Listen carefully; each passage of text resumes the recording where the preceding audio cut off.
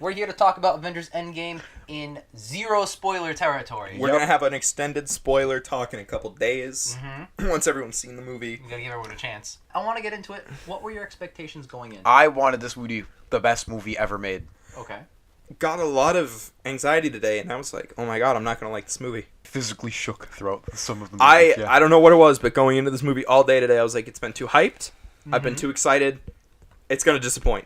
I had the same fear going into both other Avengers before Infinity War.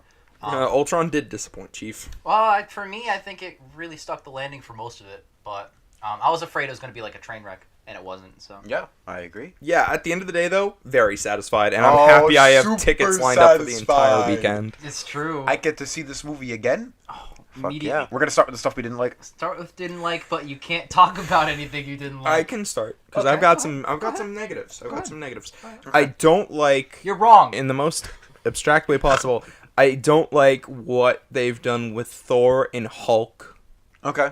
Fair enough. I somewhat agree on the Hulk aspect, actually. Yeah. I'm not going to lie. But I don't mind what they did with Thor.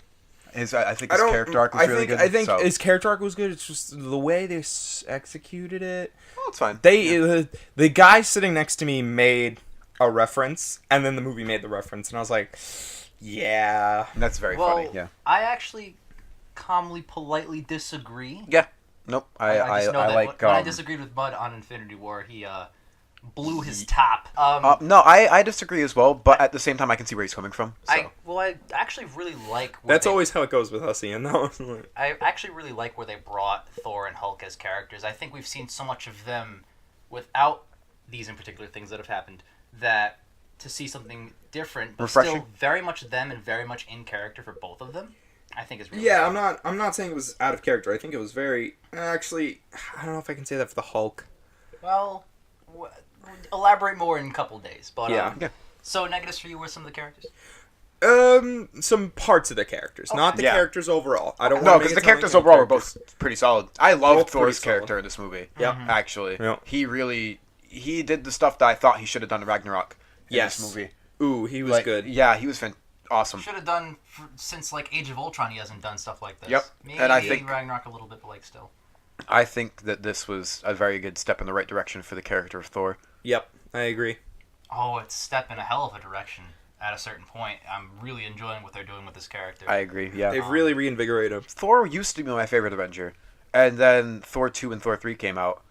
Yeah. And it kind of muddled what I loved about Thor. This brings it back, and I thought every single thing Thor did in this movie was awesome. Well, I thought Thor and a great character, and like, Well, in my eyes, it kind of got redeemed in Infinity War when he came back with the lightning at the third act and everything. Like that was cool, but it didn't satisfy my emotional need. You know what I mean? I disagree because the scene prior to that, he's talking to Rocket about everything that he's lost. That's just one scene, though. Yeah, this had way more. But that scene is very important to me because it was what it was missing from. I agree. It was missing, but I would have liked a little bit more, and we got more in this movie, and I loved it. Personally, I think Thor's emotional arc for me closed when he outsmarted Loki in Ragnarok. For as bad as I think that movie is in parts, that is, to me, one of the best scenes involving Thor. Yes. In any Marvel movie, when they're walking to the ship and Loki tries to take out Thor and Thor takes out Loki and he's like, do you really think I'm going to fall for this again? There are scenes involving Thor in this movie that are even better. That's a great scene. No. But, I agree. God damn. Some goes... Yeah. Whew. There's a bit that I'm not going to say anything about. But in any case, I think another bit. Is it when he crawls up Thanos' It's when Thor crawls up Thanos' ass. It's when Thor, wearing the Ant-Man suit, crawls up Thanos' Iron Man yeets Thor into Thanos' ass. What are your negatives, Jake? Mine? Yeah. I can only talk about this while talking about the positives of this. Infinity War, one of my main negatives for it was that it was just a collection of random characters showing up, joking with each other, and then fighting, and those kind of just 50% of each, more or less. Yeah, okay. Whereas it didn't really feel like it was like a substantial plot. There were like two characters that had arcs, and one of them was the villain, which is a good thing. But I didn't really get a lot of. I think there were a lot of more arcs in this movie that I really liked. Yeah, in this one, I feel like they really did dive deep, especially in the first half or so. It's probably because they killed 70% of the main cast in the last movie. It's true. I think even in the last part, there's a lot of great character moment and great. Yes. But what I was really looking for was in that first half, as far as like, they're actually humans. They're not just characters scripted on a page to say funny things and punch. You Yeah. know? Like they're There's a actual lot people. of real emotion and weight and not just line. Let me joke, ask this. you know? Do you guys still feel, now that you've seen this movie, because I remember one of the big things we talked about, the real big disagreement we had, is that I feel Infinity War and Endgame are two movies, and you feel they're two parts of one movie. I feel like two parts of one movie still. Still? Yep. Still. I don't feel that way. Well, I mean that this argument goes for the MCU in general, Yeah. but this isn't a story that exists In a on its vacuum. own. Yeah. This doesn't exist on its No. own at all. Not Which at all. also kind of gets into the discussion we have about how you can't just watch the MCU trilogies in isolation. Yep. No, you can't. Well, You except this one. actually, you can watch any of the MCU trilogies in isolation. Yeah. There will be some references towards the sequels that you will not understand, but you can do it, and it is possible, and you will get the main ideas of everything. You cannot watch Infinity War Endgame back to back without seeing any of the MCU prior. I agree. You Yep. can, But they'll- you'll be so confused. they'll You'll be a come little across as lost. weak movies. Yep. Yes. Yeah. So in that regard, yeah, that is a flaw to me. But that's more of a comment to the structure of how they've done the movies overall, rather than just this movie. Yep. Um, It's a series. This is a Yeah. series. So, I don't know if this is a spoiler because it's in the trailers. Nebula and Stark being stranded. yeah, that was set up in Infinity War, so Yeah. obviously you can say that. I'd say, I don't know if it was set up in they were Infinity both on War. the planet together. Yeah, but Yeah. we don't find out that the ship is just damaged until this movie. There were a lot of things where there's like, okay, well, they're just jumping past a few scenes here, and it's still 3 hours long because they couldn't make it 4 hours long. Yeah, You know? but still,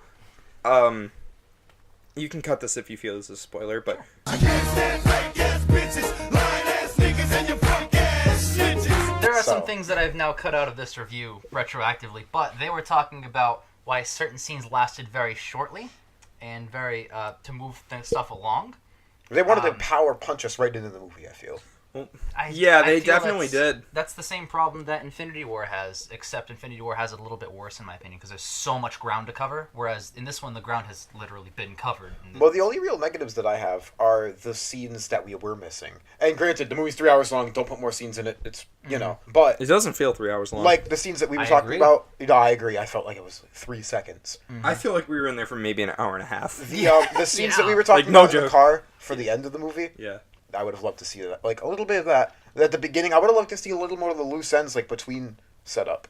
You know what I mean? And that's a little more nitpicky, I feel, to me, personally, because the scenes that they have in the movie work. But more explanation and more... It's not like, oh, we have to assume this is what happened. It's, a one offhanded line about the ship being fixed. I don't think they should have been stranded at all. I think they should have just gotten back to her. Well, it adds that trailer moment. This movie is as dangerously close to being Bad. a season finale of a television show that you can release in theaters as you can get. I'd say series finale. Series? really. No, season. Oh, yeah, they keep it open. But it's Yeah. it's so like imagine watching a show that's been on for fucking 10 years of seasons, and then you watch the season finale of season 10. Like, you're getting to that point where if you're not already ingrained into the MCU, you really can't watch one of these big event movies in the MCU. You know what I mean? Yep. This movie's still gonna make $3 billion. I would argue that not only are we approaching that point, but we've already passed that point. I'd say we passed that point actually at Ragnarok when you think about it. Think about it. The opening first act, Thor gets helped along by Doctor Strange. Which you can go, okay, well, I guess there's a wizard in this movie. Yeah. And then the rest of the movie has the Hulk in it. And if you haven't been watching up to this point, you're like, who the fuck is the Hulk and why do they know this shit? there's a wizard in this movie. Well, That's like a really weird train of thought. but that's different. I mean, the Hulk is a pop culture icon. Yes. Like, even if you haven't seen the Hulk, But still, it can be jarring if you're like, oh, I guess the Hulk's in this movie and he's on an alien planet. Why is he here? And Yeah. who's that girl who transforms him back into a human, you know? I feel like that was the starting point of, if you haven't seen other MCU movies, get fucked. Yep. Yeah, they basically stopped caring about people that haven't seen them already. Which, I mean, I kind of understand. They've all made like $1 billion anyway. I can And see their train of more thought here. importantly, like at this point, if you just start having to explain how you got up to this point in every movie, and, we get further along in this timeline, it's going to bog the movie down more, and the people who are paying attention, like us, we're just going to be like, why are they still explaining this shit Exactly. in movie 32 when we fucking know we've seen them all up to this point? Yep. You know? Do you think that the MCU should adopt... I think strongly no, and I think you also think strongly no to this, but do you think they should adopt what television has done and have like a 30-second recap up to this point? No, God, no, that's gross. Nope. The only way I'd be okay with that is if, like, Lewis was like, oh, man, this crazy shit happened. Like, at the beginning of every movie. Yeah, but, no. No, I agree. Every movie would be... Every Ant-Man or Ant-Man related... I think we might be getting a little off topic, though. Well... we just tangented in, though. No, it ties into Endgame. It ties into how they're working their movies, and roughly half of what we're talking about I'm going to cut anyway, probably. Yeah. But but I'm keeping the main ideas. I think I'm glad that Marvel, Kevin Feige, Disney is saying, listen, if you're not going to care, we're not going to take the time to care. It's not, I'd argue, like a lot of people, there's just so many. I'd argue it's not that big of a commitment. It's 3 movies a year. 6 hours. You know what you can do for 6 hours? People binge shows all the time. Exactly. Like, I know so many people who will binge shows on Netflix and then complain that they don't have time to go see an MCU movie. I'm like, listen, they're not asking for you to watch 23 episodes an hour long every week for half the year. It's 3 movies every couple months. And then you get like a 6-month break. Yeah, they've already crossed the line in which that there's so many characters in these movies. Now there's like 40 from roughly like 5 or 6 or 7 different franchises, some of which are concluding in this 2-movie saga. Yeah. I mean, there's a reason that the first Avengers is one of my favorite movies, unlike any other MCU movie. Maybe Winter Soldier comes close, but it's the first Avengers, and that's because even if you haven't seen the ones prior, the Avengers still works because there are 4 main characters and they're developed enough in the openings where, like, if you're watching it casually and you haven't seen the prior movies, you still understand what's happening. But if you have, it's way more rewarding. Yeah. You know what I mean? I agree. We're at the point now where it's incredibly rewarding if you've seen the Marvel movies, even if you've seen only like the 5 or 6 or so that are the billion-dollar ones. Like if you've seen the ones that matter, it's still incredibly rewarding. But if you've seen none of them, even if you've only seen Infinity War, a lot of this it's inside baseball, to use a term like that. It's meta, you know, and literally and figuratively. Very referential. Yeah, so I mean, especially in this movie, there's so many referential things. I feel like you get lost. Yeah, it relies a lot on your knowledge of previous movies, and a lot of them too. Some of which are just ridiculous. I agree. Do we transition into positives off this conversation? I mean, yeah, we've been just talking about negatives. Positives, everything else. Oh my God! Yep, 100%. There's so many good references. We were just talking about references. That's why I wanted to transition. Yep. So much good imagery. The references, imagery, character arcs, development, all of the big, main Avengers get their moments. A lot of people in the last movie, their moments were like 3 seconds long and they were shitty jokes. They have scenes, moments, real things. I didn't expect the emotional center of this movie to be the emotional center, but holy crap, was it amazing! I do not cry at films. I almost cried 3 whole times. Ridiculous, absolutely ridiculous. I loved the way they wrapped up some of the character arcs that they had building, and it was just so good, amazing. I loved Thor's arc. Thor.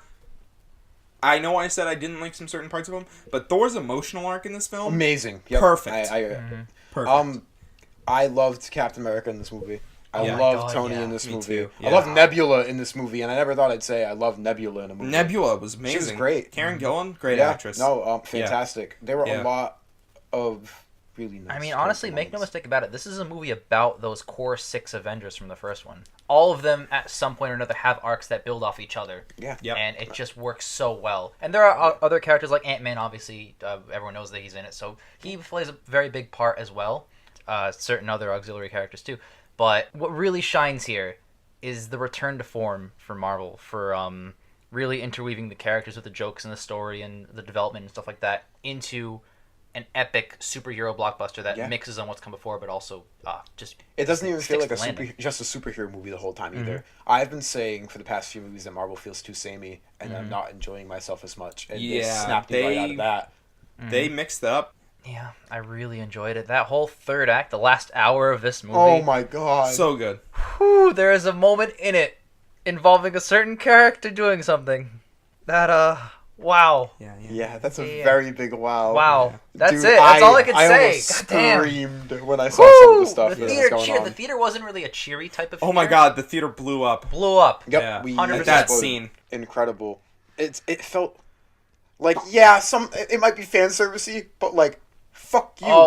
This movies are for the fans. Blow me. No. I disagree. I think it was fan service, but it also really served that particular character. Yep, really well. It paid off something that happened years ago. Yeah, like almost 10 movies ago at this point. You know what else got paid off? What? The kid from Iron Man 3. Yeah! Wait a minute! At the end scene. Yeah. Oh my god. Yep. That was... Yeah. I leaned over to the guy next to me, I was like, that's the kid from Iron Man 3. And he was like, really? I don't know why he's... I mean, I don't know why he's in it at all, but he's there. I guess I'm glad, because of continuity. Yeah, more like shoehorning, but yeah. No, that's continuity, I think. I feel like that's more of There's some continuity from the TV shows, too. Yeah. Crazy. I didn't even think about that. And that's impressive. Like, wow. Yeah, some characters from, Agents of S.H.I.E.L.D. Daredevil fisted Thanos. Hey, your computer fell asleep. I think this might be our out of 10 moment. I'm not going first, because I don't want to. Wow. This is a tough one. This is really difficult. I'm in 8 or 9 territory. I don't know where I am yet, but I'm there. I think... Call me a bitch, call me a cop-out. I think I have to see this movie again to really decide. Me too. But, I don't know if I can make a decision. Where are you leaning right now?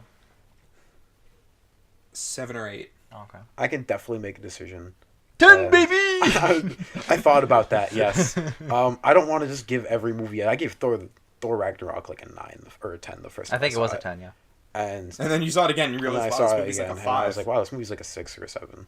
But this movie is definitely so much fun and really invigorated life back into the Marvel universe for me. Mm-hmm. I'm probably just going to give it the 9 right now. And when I see it again on Saturday and give it a 10, don't judge me. That's fine. Fair enough. Because right now, I'm like, there were some things I had a problem with, but then I'm going to go back and watch all the fun and all this good shit. And I'm going to be like, hey, big Marvel movie, fun 10!